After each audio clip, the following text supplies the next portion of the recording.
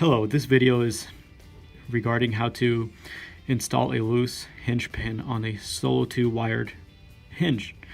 And these hinge pins usually fall out when you take the headband off of a pair of headphones and expose these pins. And they're usually just loosely held in there, and they fall out pretty easily. And they just hold the hinges, these two parts together. And when it falls out, it's just going to keep on popping out. So the way that I install this pin back in there is I use tweezers, and I do open up the hinge, as this gives me a little more room to mess with.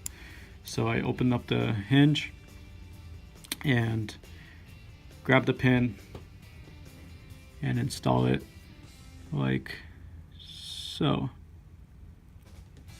All right, it's sitting in there, and now the hinges can move freely without popping out.